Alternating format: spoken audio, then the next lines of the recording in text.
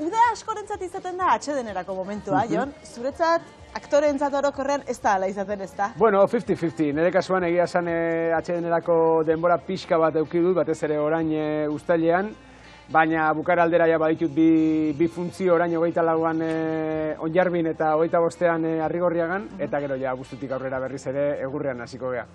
Abuztuaren 15etik 18ra, Oskarrentzat antzeslana estreinatuko duzue Donostian kasu honetan. Gainetik esan da, Hollywoodeko gau garrantzitsuenetako horretan kokatzen da. Zer gertatuko da bertan, Jon? Bueno, Oskar da protagonista, Oskarren papela nik neuk egiten dut, eta Oskar izendatua dago Oskar sarietan laburmetrai onenaren sailean. Baina Oskar ez da ara Los Angelesera gau berezi hortara joango, ez dakit bere bikotekide hartuta, bere lagunak hartuta, edo familiako norbaitekin, aitak, amak, ez dakit, olako inorrekin ez da joango da. Kultura ministroarekin eta ogasun ministroak lagunduta. Kasu honetan gainera ez hori bakarrik, baizik, eta Mikel Laskurain eta Ane Gabarainek lagunduta. Bueno.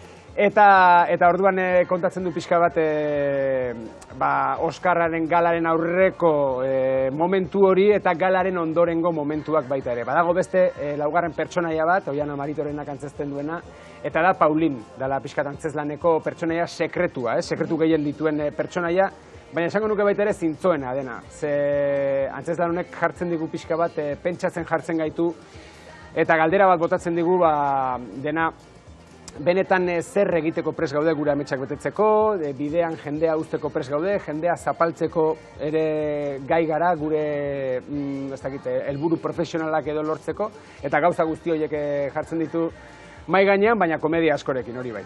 Horrek esan nahi du, badela Los Angeleseko zinemaren mundua eta badela politikoen mundua ere, eta bi mundu horien satira moduko bat da antzeslan hau? Bai, esan daiteke baietz, egia da, pixka bat ikusten dela baita ere, ez dakit, politikari hoiek ez doazela Oskar laguntzera, doazte Oskarrekin bera izendatua dagoela aprobetxatuz, beraien onurarako esango genuke, ez da? Orduan bada satira politikoa eta baita ere, ez dakit, zinema munduko glamurra eta ospea ere zalantzan jartzen ditu, beti gauzak ez direlako horrela. Eta zenbat jende ikusi dugu baita ere, sari handiak eskuan dituela lana eskatuz zuzenean, ez? Orduan gauzak oso erlatiboak direla ere erakusten du.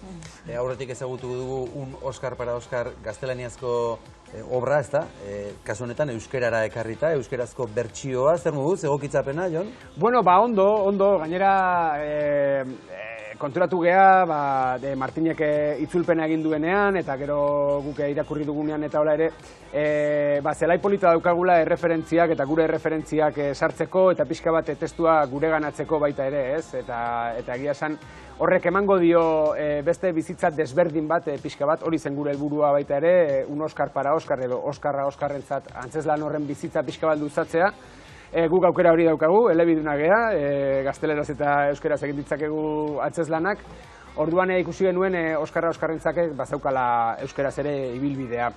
Eta orduan hori pixka bat gure ganatu egin dugu testua eta gauza polita gelditu dela uste dugu. Eta aktoreak dagoeneko aipatu dituzu, baina oso ongi lagunduta zaude. Mikel Laskurain, Oiana Maritorena eta Ane Gabarain, zer moduz moldatu zarete? Bueno, oso ondo. Ez Ane Gabarainekin urtetan lan egindakoa naiz, eta desiatzen nago, holtza gainera Mikelekin eta Oianarekin igotzeko, ez? Asko miresten ditudan pertsonak dira, eta iruditzen zaizkite aktore bikainak direla baita ere, eta egia esan, un Oskar para Oskarren gozatu dudan bezala lankidekin desiatzen nago Oskar pertsonaiak jasaten dituen, ez dakite, maltrato guztiak, ez, ministroen partetik jasaten dituen maltrato guzti horiek eta Mikelen eta Aneren eskutik jasotzeko. Eta noski, Oskar eta Paulin pertsonaiaren historioa ere Oianarekin kontatzeko, bai. Komediak ere lagunduko du horretan, ez da, esan diguzu humoretik, komediatik asko izango duela, hori da uda sasoian beharrezkoa zaigun freskagarria? Bai, nik uste beti oso ondo sartzen den freskagarri badala, ez, komediarena, eta gainera iruditzen zait, ez dakit, pandemiaz geroztik areagotu den, baina beti dagoela komedia egarria, jendea beti dagoela komedia eskatzen, eta kasu honetan hori da jasoko duena, ondo pasatzeko komedia bat, nik uste gainera Barrealgararako momentuekin baita ere, eta gainera badaukana zer pentsatu ematen duena baita ere. Hala ere udatik bueltan ez duzu atsedenik hartuko? Ze itxatxita websailaren bigarren denboraldiarekin. Zatoz, eta kasu honetan abestu ere bai, Jon? Bai, eta esan beharra daukat hori niretzako erabat terapeutikoa izan dela, ze hau jende gutxik daki, baina gaurtik aurrera akaso jende gehiago jakingo du, baina nik benetako fobia diot abesteari. Benetan? Fobia. Ez duzu sekula jende aurrean abestu? Antzeslan batean edo? Ez. Eta ez dakite nondik datorkidan trauma hori, baina harakatu beharko nuke, ez dakite hipnosisaren bitartez edo nola, baina... Eta ukatu izan duzu lanen bat horregatik? Ez didate eskaini horrelako lanik orain arte, itxatxita bi, hobe esan da, musikala zela jakin nuenean, egia da, nik beti esan izan dudala, nonbait, kantatu behar izango banu, izango zela horrela lanean, ez? Eta ez dakite ikasketa prozesu batetik pasata gero, edo batek lagunduta horrela izan da, Demode Kuarteteko lagunek asko lagundu diate, eta gaur egun autotuneak egiten du gainontzeko dena. Orduan, prest daude gaur hemen zerbait abesteko, Jon? Ez. Noski ez, hori da kontua. Guk ere sartuko dugu autotunean. Horrela, programa batean eta gainera esan diete lehen Inigo hori zuen lankideari ere, programa batean nahi eskatzen baldin badiate abesteko, gaizki, ze programa oso gaizki geratuko da, zenik esango dut. Ez, eta lasai geratuko naiz gainean. Baina lagundu dit pixka bat trauma hori, ez dakit, gainditzeko lehenengo pausua ematen behintzat. Agian, hemendikan urte batzutara abesten sartuko naiz programetara ere. Argazkietan ikusi zaitugu Demode Kuartetekoekin, Leire Martinezekin hor itxatxita ere ikusi zaitugu. Bueno, kontuan hartuz, babestutako ordutegi batean gaudela, eta zuk ere badakizu zerren txikiak izatea, zer gertatzen da bion artean? Bueno, Leireren eta nire pertsonaiak elkarren gandik, ez dakit, gertuegi egoteagatik, eta gainera kotxe baten barruan elkarren gandik gertuegi egoteagatik, kotxe txikia gainera, eta uhalik jarrita eraman gabe, gertuegi egoteagatik itxatxita geratzen dira, eta horrek ospitalera daramatza bi pertsonaiak, eta websail osoa horrela pasatzen da, Leire eta nire pertsonaiekin itxatxita, antxe ospitaleko boxean, ohetxoaren edo kamilaren gainean, eta gainera aurten, ez dakite itxatxita baten horrela gertatzen zen, baina aurten bion alabak ere agertuko dira eta izango dute protagonismoa. Bai? Epa! Ane Lukin eta Aitziber izango dira, Aitziber Errazkin gure alaben paperak egingo dituztenak, eta Aritz Guitzi ere hortxe dago. Ona! Zea enfermeroarena egiten, oso ondo gainera. Oso itxura ona du honek, Jon, oso itxura ona. Oso ondo pasa genuen. Irailaren 25ean aurkeztuko duzue zinemaldian, eta pentsatzen dut aktore batentzat zinemaldian zer aurkeztua izatea berezia izango dela beti. Egia esan zinemaldian egoteko edozein aitzaki da ona, ez? Eta gainera horrelakoetara joatea gustatzen zait, horrelako aitzaki batekin, ez? Aurreko urtean adibidez itxaso estrenatu genuen zinemaldian baita ere, urtean itxatxitarekin joango gara, eta horrek beti lasaitasuna ematen dit, niretzako alfombrak eta horrelakoek orduan irabazten dute benetako zentzua, ez? Zer badaukazunean aurkezteko, edo ez zaite gehiegi gustatu izan inoiz joateagatik horrelako tokitara konbidatu bezala, edo ez dakite, ez? Bai, gehiago gustatzen zait horrelako aitzakia batekin joatea.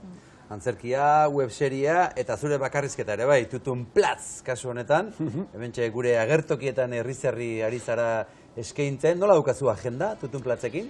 Oraintxe uztailean eta, uztailean Arrigorriagan daukate datorren astean emanaldi bat, bai, abuztua Oskarrentzako utziko dugu. Irailean banoa gainera kanpora beste gauza bate rodatzera, baina urritik aurrera berriro egurrean hasiko gea. Nere asmoa da, Tutun Platzek badauka gure Teo txikiak bezain beste denbora. Ze Teo maiatzaren 2 batean jaio zen eta Tutun Platz maiatzaren 5ean jaio zen. Orduan nere asmoa da, datorren urteko maiatzera arte luzatzea Tutun Platz. Tutun Platzek 2 urte betetzen dituenean hori ustea eta agian ja beste bakarrizketa berri batekin hastea. Bakarrizketa ikusi dutenek esan digute zure barrenak irekitzen dituzula eta aitatasunari buruz ere hitz egiten duzula. Beraz, zer moduz dago Teo txikia? Oso ondo, Bai? jateko modukoa. Eta zu zer Jateko modukoa eta enpatxatzeko modukoa, ze handi dago. Zu zer moduz zaude, Jon? Oso ondo, oso pozik. Lo egiten duzu? Tarteka bai. Ezkeak jatuko, zorte handia izan dugu horrekin. Entzuten ditugu bestelako istorioak baita ere, baina guk esan genezake zortea izan deula Teorekin. Teok gauetan egiten du lo, random pixka bat, baina egiten du, eta gauzka boladak ere, baina egia esan zortea handia eduki dugu. Horrekin oso pozik gaude berekin, eta egia esan hori bai dela temporada askoko telesaila. Txikiek aipatu ditugula Aitziber Garmendia. Oso ondo ekarria Xabier. Eta berarekin ere badu kasu horre proiektu bat, Arizona, kasu honetan. Zer da hori, edo nola dago, zer pasetan dago? Bueno, urtarrilean, 2025ko urtarrilean estrenatuko dugu, horrek esan nahi du, agian ordurako Teo Aitziberren ainako izango bala. Ez, bakatu Aitziber. Baina, urtarrilean, 2025ko urtarrilean estrenatuko dugu Arizona. Gogo handia daukat proiektu hau egiteko. Arizonak mugen inguruan hitz egiten du, kartelan hor ikus daitekeen bezala, badago hor, ez dakite, pintatutako marra bat, muga bat adierazten duena, kasu horretan Estatu Batuen eta Mexikoren arteko muga. Zoritxarrez, agian 2025ko urtarrilean hortxe berriz ere pilpilean egon daiteken gaia izan daiteke, ikusten ari garenak ikusita, Estatu Batuetan zer gertatzen ari den eta ikusita, eta zoritxarrez beste toki batzuetan ere pilpilean dagoen gaia da. Mugena, egia da oso testu inteligentea jaso dugula, Juan Carlos Rubioren testu bat da.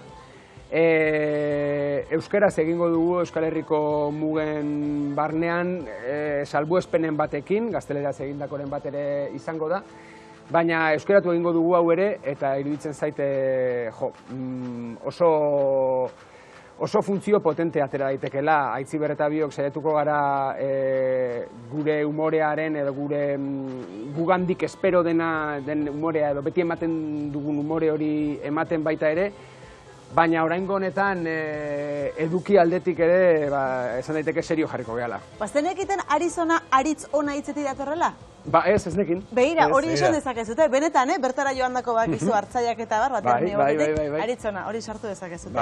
Baitu, ez dator gaizki, ez dator gaizki.